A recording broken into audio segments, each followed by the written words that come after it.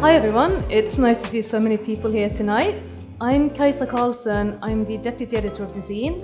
So we're here tonight in the Fredericia London showroom during London Design Festival to talk about an exciting new collection that's a collaboration between Fredericia and Barber Osgerby. And we've got a really good panel for you here tonight. We've got Ed Barber, we've got Jay Osgerby, and we've got Rasmus Graversen, who is the Head of Design at Fredericia. So before we kind of dive into talking a bit more about the collection, I'm hoping that you can all just give us a short introduction. And perhaps if we start with Ed and Jay, how did you first meet and how did you decide to start working together? Over to you. Well, it's a long story. 1992, we met at the Royal College of Art studying something. And yeah, we just became friends very quickly, quite like-minded characters, especially compared to a lot of the other people on the course. And we became good friends, and we started working together at college. Some college projects and some projects outside of college. And you said 92, so it's actually your anniversary this year. Is it? Yeah. There you go. Yeah. How many years is that? Actually, that's not 92. Jesus, 30 years. Yeah. Oh my God. Yeah, 30 years. 30 years. And we actually still get on quite well. Yeah. Well, obviously. Yeah, it's true. I don't Things take time, Jay. They do. So it was 92. Like this, yeah. We started this collaboration with Fredericia in 92. Yes. It's your 30th anniversary collection with Fredericia. 30 years it's taken. As Ed said, that's how we met. And we graduated from the RCA in 94. Is that right? Mm. Yeah. And never really set out to do one thing or another particularly. We were in that situation in the sort of early mid 90s where there really wasn't very much work around. Mm. And we were just fortunate to find some work through friends of friends, and you just start with something, a small project, and one thing just led to another and a project, and then slowly the studio just grew really over that period organically. And 30 years later, here you are. Yeah. Yeah, I mean, we never had a job. That was the thing. We never actually got our portfolio together to get a job. One of the reasons we started working together is because we didn't get our portfolios together. Yeah. Which today would be like getting your Instagram up. At the beginning, it was... So not working for someone is very good and very bad, because obviously you don't learn anything from other people's mistakes. So you feel like you're really getting ahead, and then you actually fall way behind because you don't know what you're doing. So we copied each other's mistakes for many years. So then we had to employ people that knew what they were doing, and then things started working out. Yeah. Kind of gone well so far, clearly. Yeah. And since we're in the Fredericia showroom, I'm kind of assuming that most people in here know a little bit about Fredericia, but Rasmus, if you could just tell us a bit about the brand and the history. Yeah, Fredericia is a fairly old company. It's from 1911, and it's one of the old pillars in Danish design. And it's a family company, and I'm the third generation of the company. So that's my way into the company. We have always represented a certain corner of Danish design that has evolved around the work of Børge Mogensen. My grandfather had a very, very close relationship with him. So this is the backbone of the collection through the work of a lot of new talented people from the 90s and up. We now represent a much broader collection, but the backbone and the values of the company are still based on this Børge Mogensen heritage that we are born with. Yeah. Yeah. And for me personally, I also grew up in this, and I grew up in a culture of design, and it was a natural step for me at a certain point in life to go into the company. So today I oversee the overall design development, but I'm also commercial director of the company, and very keen on us making some products that also has a real value for the use of people when we get out on the other side of the box. How did you come across Barber and Osgerby's work, and why did you guys decide to make this collection together? Yeah, I've always been following your work. I think there's a certain attention to materiality and putting the right materials to the right shapes that runs through all of your work. And it was when I proposed that we approach you, my father said, "Wow, this is funny because my grandfather was a good friend of Chris McCord of Isocon, who happened to be one of your first collaborations." And I think actually that was our paths nearly crossed then, actually in the 90s when we were working with Isocon, because Chris had been to see your family and your factory, your production, and had come back and was full of excitement about it. And we were quite eager at that point, weren't we, to also branch out to work with other manufacturers. So we very nearly kind of we nearly approached then, and something else came up, you know. But life happened. Life happened, yeah. But we moved our studio to the workshops of Isocon after about 2 or 3 years, and so all of the Fredericia collection at that time was in their showroom, Isocon showroom as well. So we were very familiar with some of the older products. I mean, I have to say that I, at my house, have the J39 chair and have had for years and years, which, for those of you that don't know, there isn't one here. It's really nice. There's a miniature. Oh yeah, here we go. This is what it is. I've got bigger ones than this one, but We have these in our house. so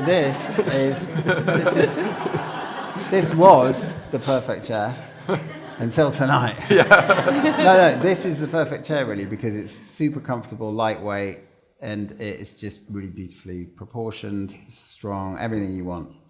So I've always had this chair, but what I've always loved about it is that it has this very straight architecture to it. There's no sort of curves or leaning legs. And so I think I'd be fair to say, Jay, that we sort of borrowed from that architecture for this chair. Yeah, and I mean, when you look at it, it's incredibly architectural, and as well as the vertical lines that, you know, possibly borrowed from Morganson. The deep horizontal rails as well are referencing other pieces that we're all familiar with. I mean, even the rails here on this chair and the Spanish chair too. You know, there's a commonality there, but a transference of materials from oak to steel and stainless steel. Is it daunting for you as designers, though, to work with a brand that has such a long history? You're kind of going up against some of the greats of Scandinavian design. Yeah. It is really. Short but it's always daunting working for anything, because every time you put something out, you're judged by it, really. I mean, it's bad enough, but then you work with someone like Fredericia and it's doubly bad, because, you know, look, I think the thing is, it's something that's not often talked about about designers and relationship with manufacturers, but when we start a relationship with a manufacturer, we also have a kind of a real strong sense of duty to do something which is worthwhile for them, as well as for us, as well as for design as a whole. And so we feel that, you know, it's important. We owe it to you guys to give you a product which is going to last a really long time and that you're going to be proud to make and sell. So yeah, it's daunting, but probably no more than normal in a way for us. This mutual respect for the end product and the users who are going to use the furniture, but that it has to work for us and it has to work for you. I think it's also very evident in the design, because it's also very much a Barber Osgerby product. And at the same time, when I came into the showroom today and saw it here, I was so happy because it felt like it's always been here, at the same time that it's completely new. Because when you look at it, there are some proportions and some ways of doing the design which is rather fresh, and that's what we're so happy about. Yeah, we were speaking a little bit earlier. You were saying that you have the chair that you've had for 50 years, and I know that sustainability is quite important for most brands now. Is that something that you took into account when you started this collaboration, and how does Fredericia work with that? Yeah, obviously, when I think nobody can do furniture for the future if they are not taking this into account. And of course, there are many ways of approaching sustainability, and we have on this project we've been working very much on living up to some of the standards from the chair you just described, to have something that will actually have a very long lifespan. But then we also introduce some new things like upholstered elements, and when you do that, you know that things can happen to upholstery which is not the same as wood, which you can always sand down and refresh. So then we needed to look into a more circular way of doing the components, so you can detach the top and have it refreshed, or you can purchase a new substitute. So it's prepared for circular economy. And I think gladly a lot of good design inherently becomes this, because there's a clarity of where are what materials do what in a design, and that makes it quite easy to actually put it into work. But of course, when you then start working with it, all the troubles come to find the balance between durability and material and comfort and all the things that has to. Yeah, but there's a difference between what you've done and what most manufacturers do, which is they claim to make things which last a really long time, which is sort of a given. But to actually have part numbers for all the parts, so that should something break or get damaged, you can just order that part. Yeah, is really unusual. So I mean that's. And also that's what you were saying earlier about the chair. It's all very well to have it disassembled by yourselves, but that's never going to happen, because people don't send the chair back to the manufacturer when it's at the end of its life. They chuck it somewhere. So it has to be easy for someone else who doesn't know the chair to be able to take the pieces apart and recycle them. Exactly, because we would like to make products that we send them on their own journey. They can end up in your home like a vintage piece, or they can be nobody knows where they will end up. Yeah. But like the chair that we're sitting on, this leather seat is also detachable, but it's not in an awkward way where it looks like it's a constructed component. So that is about keeping the design high also, because we want to do something that is also has this expression of being crafted in a way that you also feel like you want to take care of it. Yep. Because that's also one of the reasons why things last, is that there are some details and some care put into the production, so you can actually treat the chairs better than you do with a chair that looks like you have just made the cheapest chair possible. Yeah, and that's obviously something that I think we think a lot about as being an inherent part of Scandinavian design, this idea that things should be recyclable and things should last. Is that something that you found different with working with a Danish company to working with perhaps UK manufacturers, or have you always had this? Well, everything's changed. I mean, I would say that there's been a longer history in Scandinavia of this way of thinking. And certainly in Italy, for example, in the beginning of our career, it was incredibly different. But today, I think there's at this end of the kind of design world, which is the sort of premium end, the best, really. Of course, everybody is motivated by that. Whether it's Fredericia or Vitra or other manufacturers we work with, it's important, and it's critical for us as well that we insist and we push as well as designers. Yeah. It's our job, because it's hard, because we on the one hand we often say, who needs another chair? Yeah, here we are talking about another chair, but it's a particularly beautiful chair, and it's for us it's important that if we start a relationship with a manufacturer, that we're providing things for the manufacturer that they don't actually have in their catalogue, or there's a way of sustaining and growing the company. Usually it's almost certainly something that we haven't done before. And the weird thing is that the most basic sort of architecture for a chair would be a sort of steel tube welded together. We've never done that before. This is the first time we've actually done it. Nice, yeah.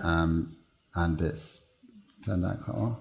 So you kind of approach each new collaboration as a way for you to discover a new way of doing things, or a new way of creating as well? Yeah, we do. And yeah, so it's like selfish, really, because it's fun because you're doing some stuff for the first time, and also working with new manufacturers, this new relationship is really interesting because they do things differently. Yeah. Some companies are obsessed with testing the the norms and passing everything straight away, and in a way, sometimes the engineering can get in the way of the creative process. Okay. No, definitely, and also the tests are becoming more and more stringent.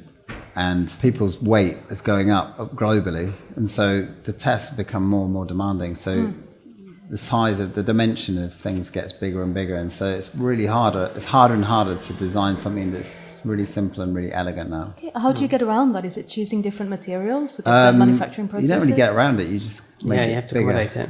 But you can tell from the design. But that's why this is actually quite unusual, I think, because it feels very delicate. Yeah. But it actually has passed all the relevant. But also, I think and- that's a testament to Fredericia, though, because what I was trying to say is that some manufacturers let you go, Okay. and then you talk about, and then it comes back in again, and you kind of check stuff and you test stuff, and you have a conversation about this dimension and that world. And others just say sort of there are blocks at the beginning, and that doesn't happen. This relationship, although it's been a long process to get here, it has been fluid, and it hasn't we haven't had those blocks. Technical blocks, because they've been finding the solutions. Yeah, I mean, the original design didn't look like that. Wait, what did It was really different. Like? We have to know now. It was made out of cheese. No, it was made out of different materials, and it was a different looking chair. But the essence of the design is still the same. Actually, what's interesting about the project is we started off when as we developed it, I think early on we wanted to give the back a lot of character, so that it could be a kind of iconic back, because it's the thing you see from the table, obviously, because it's normally tucked under the table. So we spent quite a lot of time working on different approaches to the back, something that was quite sort of strong, and something maybe it has an armrest on it, and all of these things.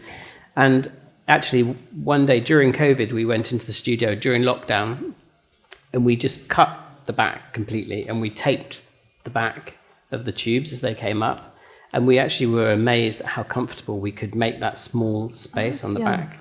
And the volume suddenly felt really unusual, because you associate this type of chair of having quite a generous big back, and and the received wisdom is you need big volume on the back surface area.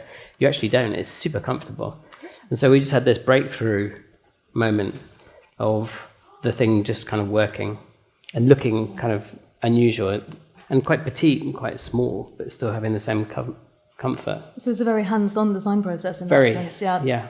But we always try to do something a little bit different, apart from the green that is on this chair here, which we do use quite a bit. But everything else, we've moved into a different palette that we haven't used before.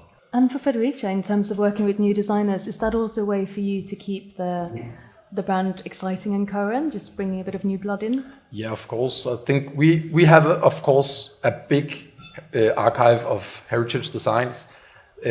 And we tend to look at a heritage design and say, oh, this is so timeless. But it's only timeless because it fits the time that we have at the moment. So there's a lot of designs that don't reach this, and there's a lot of ways of using furniture that changes. So if, for example, a lounge chair is not as leaned back as before, because we have some other demands about how we want to sit in a chair, in a body, in a what we regard as a right sitting position. So we need to always come up with contemporary design. We wanna be a contemporary company, and we want our heritage designs to be a natural part of contemporary design culture. Yeah. And as long as they are not that, then it becomes less interesting. Okay, yeah.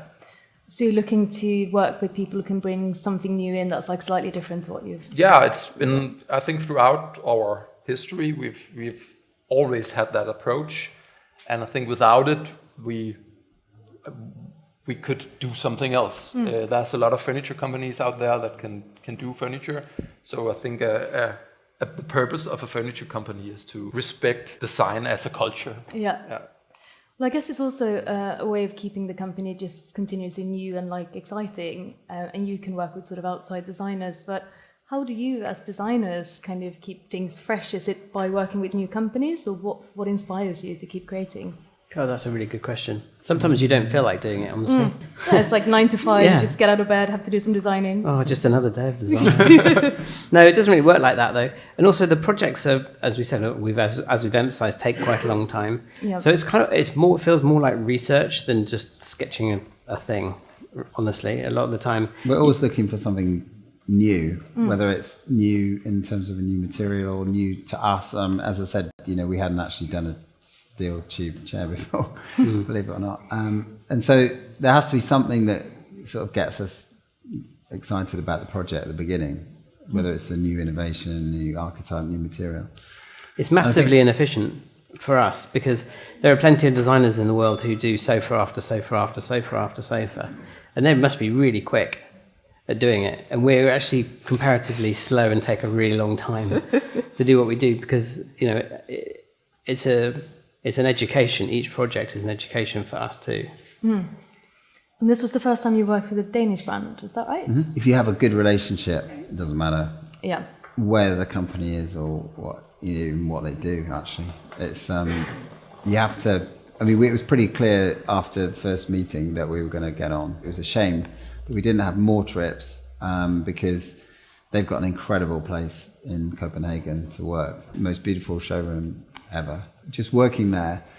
Because the great thing is that when you're working on a project and you're actually in a showroom, your piece of furniture in the context of where it will end up. Whereas often you just go to a factory and there's sort of bits of wood lying around and some fabric on the floor, and you're focused on the project, but you're not really seeing it in a sort of end environment. So it's quite interesting. It's not often we do that actually.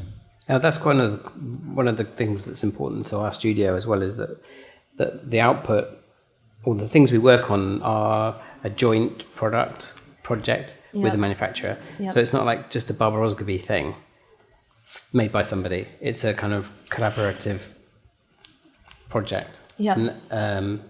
And to Ed's point, that really helps if you're actually there. It sounds like you had a really good collaborative... Considering the obstacles, yeah, we really did. Yeah. Yeah, and hopefully we'll go on to do more work together.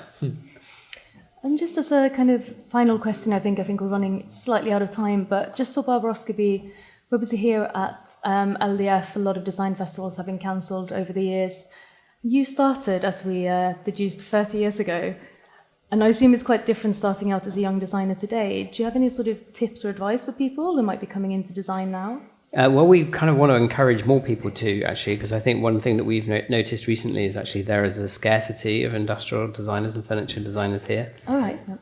Not so much in Europe, obviously, but here there's, in a way, it's a really good time probably to be a graduate of furniture and product design, because people have tended to go in two different directions. On the one hand, people have been going to making them themselves and self-producing, which is fantastic, of course. Yeah. But on the other extreme, people have been going into the digital world, so game design, for example. Yeah. People who traditionally would have done other types of making and industrial design. So I guess we're sort of saying that we feel it's important now more than ever to actually study those things and breed the next generation. Yeah. In terms of advice other than that, I think it's probably a good time to be graduating, because there aren't that many new designers, honestly. It's got the scarcity. No, there really aren't. It seems that there aren't. Suddenly they doing vanished. furniture, certainly. Okay. It's interesting. We've noticed over the years, we used to have so many CVs through the door. Literally through the door, and then later on, obviously by email. And they've completely almost stopped now, and that's there's other two reasons for that. I think one, they don't like what we're doing anymore, so we need to redirect. Possible, yes, that's the possibility. Or to Jay's point, then people are just moving into different areas now. Yeah. Completely. So basically, that sounds like you're encouraging people to send you their CVs. Definitely, actually. Yeah, we are.